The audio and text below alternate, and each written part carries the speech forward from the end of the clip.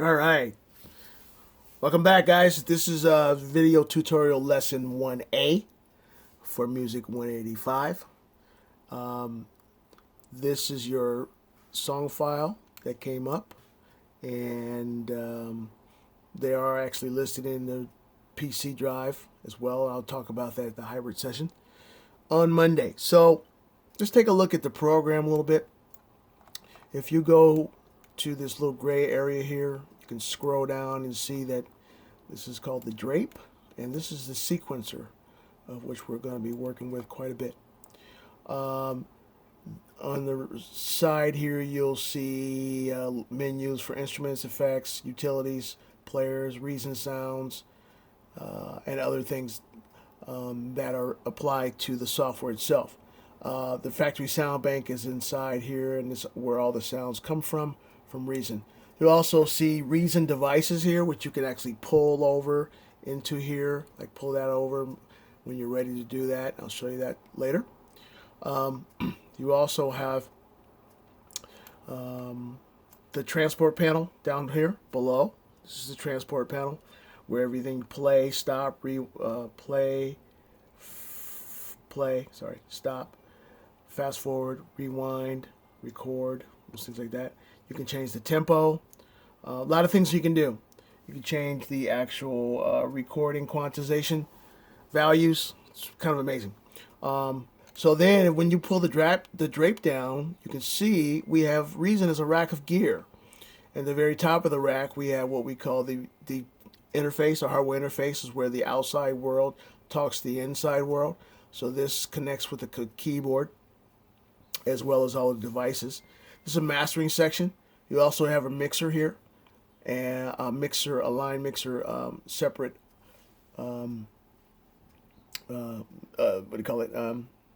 device, as well as connected to the mixer. And then this is the analog mixer, which we'll be working with first. You also have a digital mixer up here, but we won't be using that yet. Kind of confusing when all this sounds and you start looking at all the buttons and displays, but you can take a look at it in some of the other Reason tutorials, and you can see the digital mixer is really handy. It's the way to go now. But the analog mixer is where they first started. It's very simple to work with, so you can see it's here, and then underneath the mixer itself are effects, reverb, delay, distortion, and then underneath that is redrum, red drum, murder spelled backwards, literally from The Shining, if you see the movie. And so this is a pattern sequencer for drumming, and when you click on this and hit pattern, the pattern that's in there already starts to play. Okay, so but once you put everything on the sequencer, then it all plays in part of the song. Okay, so underneath is a subtractor 1 and subtractor 2, good for basses and many other things, many other sounds, and also the matrix, which is actually a matrix pattern sequencer, something like the redrum, except it doesn't have its own sounds. It literally plays off the sounds of the subtractor, octarex, of the subtractor, or anything it's hooked up to. This is the Dr. Octarex, a pattern sequencer. If you open the programmer, you can see the programmer has different ways of putting patterns in. You can always edit the slices in this area too. We'll be learning about that, so you can undo that.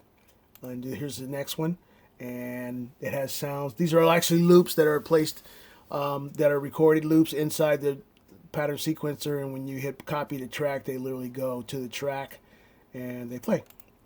In 19 and in 19.2, so you have two of those. So that's the entire rack, and you can see the rack is a metal gear, metal rack that the gear is actually attached to with screws. So this is a simulation of the actual audio studio that you're recording. Okay, so if you hit the tab key, I'll show you at the very top. Hit the tab key, you can see the wiring. Hit the tab key on your computer keyboard, and you can kind of see where the wiring goes. I'll go do this again.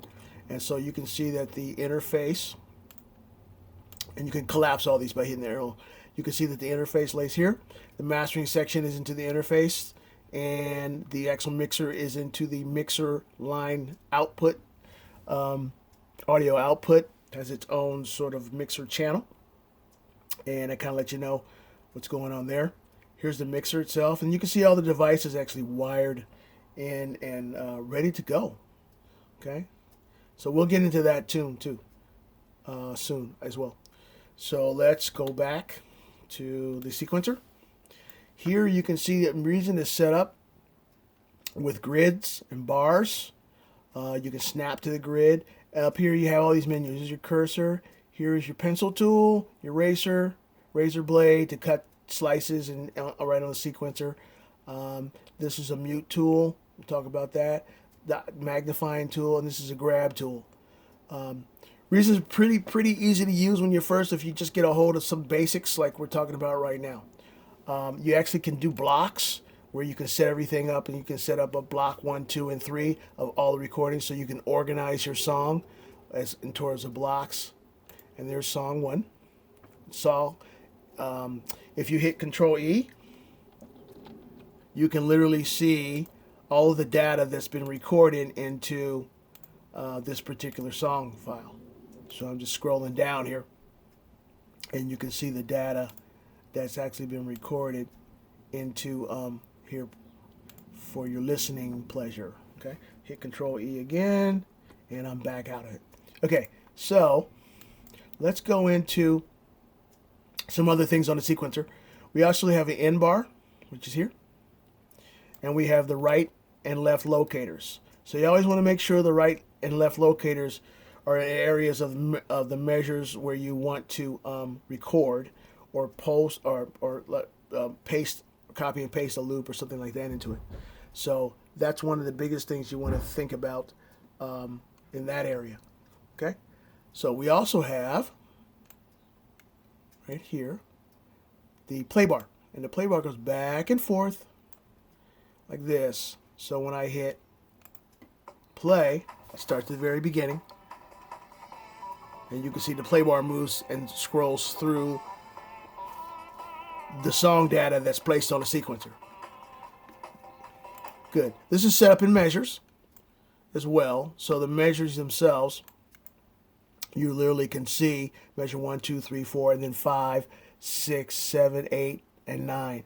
So measures, just like in music, you have number of beats between a measure that ends up being what we call 4 in common time, or 4/4 time. Down here you can see it, but we have quarter notes, eighth notes, 16th notes, all within a measure in written music. And in electronic music, we still compose in measures and create music that way as well. Okay, so this is so you know these are measures, and once again you can actually magnify these and make them bigger if you want to by taking a magnifying tool and moving out.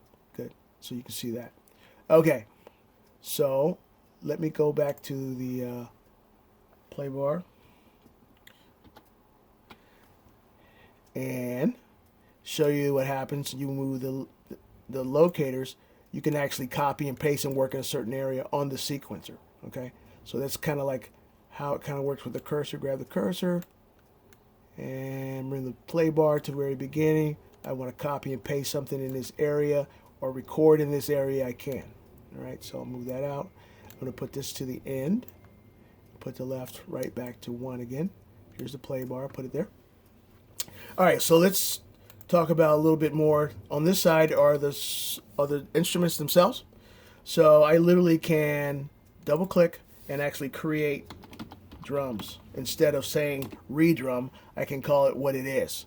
And here I know that I'm going to have a bass, because Reason is kind of built on songwriting and kind of a band form, where standard songwriting you have to have a foundation. So you have a bass, drums, melody, that kind of thing, harmony.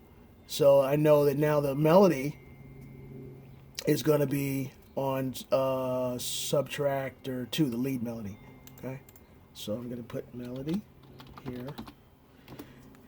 Right. Then I can show you how things work, and that's where we're going to the tutorial on 1A. So if I solo a track between here, and I'll just solo it, and what I'll do is I'll loop it so it goes back So you guys can see that, loop it here. I'm going to solo that track. You can hear the drums.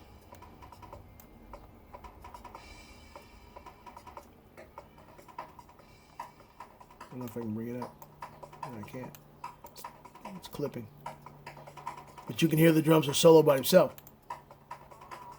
And if I take it off solo, then all the other tracks play. So first thing we want to deal with is solo and muting tracks for everything you want to do, and isolating your listening so you can actually work in certain areas of reason. So muting tracks, soloing tracks is what we get into as far as this tutorial and this lesson. All right, so down here we have the bass, we have melody. We also have some Dr. Rex loops that are on here. Let me bring this play bar to the area where they are, and I'll hit the space bar on my. It's kind of low, but you'll hear it at home. Okay, so these are loops that are literally playing inside the loop player here. Okay, and what I did was I solo them. So we solo mute, mute. That's a big thing when we're working on our own songs and other songs too. Down here you'll see some chords. There's counter melody and chords, so we'll identify that coming up. I'm going to do a couple of different videos because I wanted to give you a guided tour. So this one's kind of long, and I'll split it up with the actual work on 1A. So let's solo that a little bit and see what we have. Sorry about the volume, guys. So these are chords,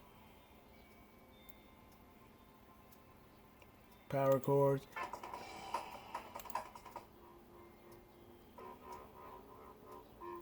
and we have the N19, which has this is the second one, which has vibraphone sounds in it and counter melody or other textures, chords that go along with it. Some, like I say, some of them are soft. Let's put them all together. Solo those two together.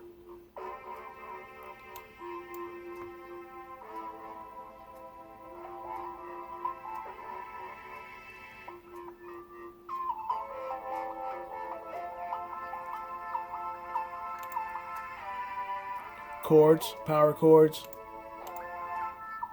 counter melody. So what I can do, since I've isolated them and they know what they are, I can double click and then just call this chords. That way I know where they are instead of a device. And I can call this one melody 2, sorry. And melody 2 just kind of ends up being, okay, now we've got everything kind of listed here. Let's go to Dr. Rex. Instead of calling it Dr. Rex, let's find out what this is. Solo.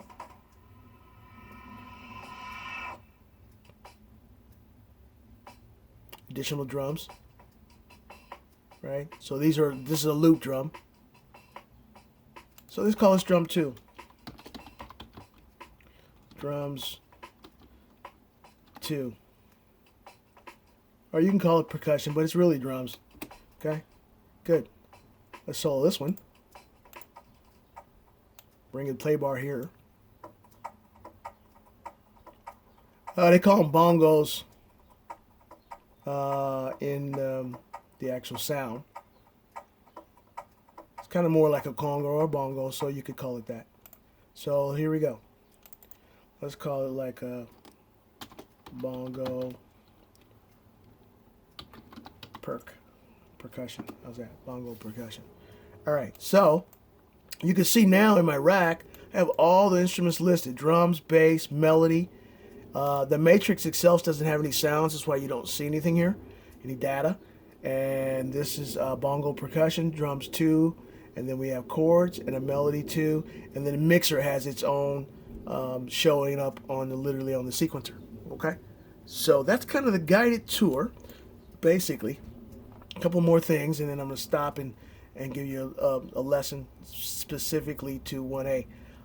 If you go in here you can see where all the sounds come. So I go with Browse Patch, and at each device I literally can find the sounds associated with that particular device. So let's go to subtract.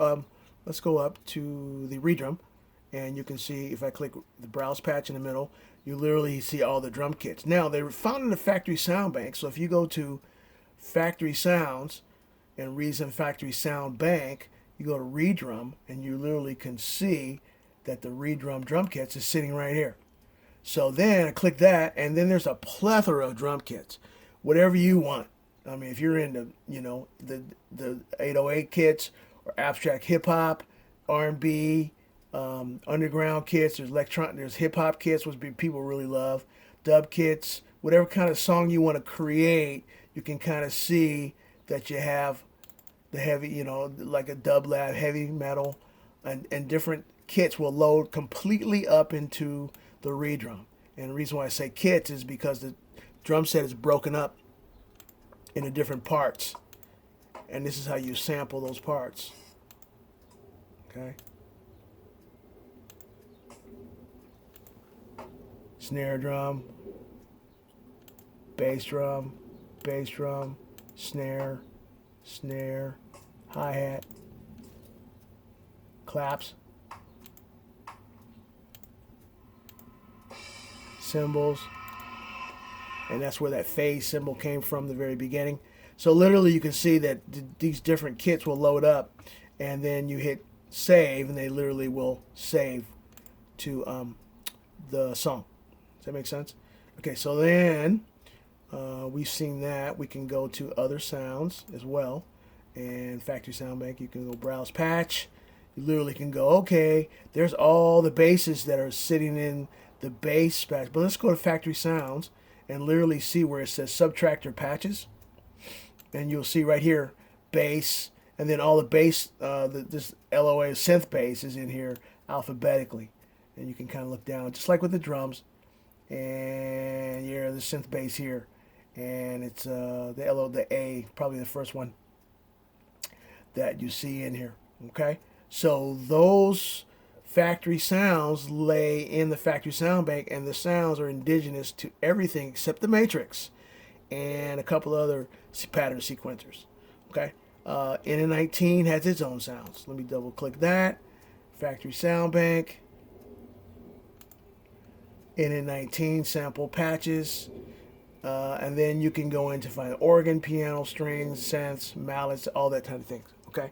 So, what else in this guided tour before I stop it and do another video talking specific about our lesson?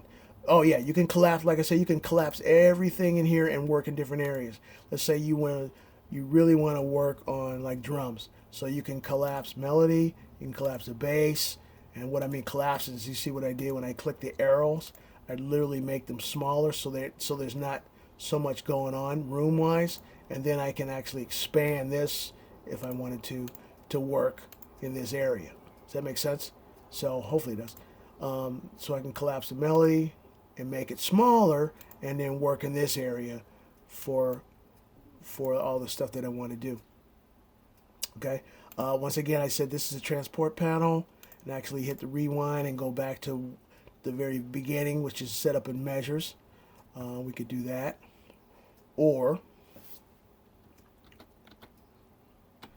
yeah, there we go. We can just literally type in the measure as well. So you can see down here is measures, tempo, looping, and time signature. Tempo is important in all the songs. You'll see it. There's a click track. You literally can get a click if you want. You can turn that click on or off, and it'll click while it plays.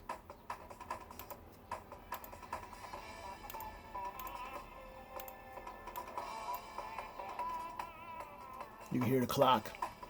There it is. You can turn the click up. Okay. All right, so this is kind of like where we are in terms of the guided tour. I'm trying to think what else. There's a lot to do, but we'll get through a lot of this in lesson 1A. Sequencer, I think I talked about that. Like I said, if you isolate any of these sounds, you can go drive your cursor, click on the actual note, hit Control E, and you can edit all these in here. You can see that I scroll down, you can hear all the parts of the drums. You can't really hear it right now. We have some issues with volume with the remote, but I'll try to get that worked out. This is where you edit everything. Velocities, mod wheel. You can actually create stuff with a pencil tool. I know 50 Cent took the pencil tool and wrote in all of his notes, which we will probably do as well. So we literally can create music without the keyboard. So we're going to be working on that. And then if I don't want them, I just highlight them and erase them like this. Okay, so pencil tool, the razor tool allows you to, let's Control E once again, guys. Take the razor tool, I can cut up something and literally move it to where I want to move it. So copy, paste, move. There's a lot of things we're going to actually work on. Hit Control Z and undo everything. So yeah, position markers sets where the position is. As you can see, it changes every time you can set up positions, I should say. The length of notes. There's a lot of sophisticated editing things we can do in here, but just basically the guided tour is where I'm taking you now. And I pretty much covered everything that's going to take us at the very beginning of your lesson 1. So I'm going to stop it, and then I'm going to give you specifics about lesson 1A as soon as we can. All right? Looks like somebody kind of weighed in, one of my former students there. I don't know if you saw that. Anyway, hopefully everything came out okay, and we'll see you on the next video. Thanks.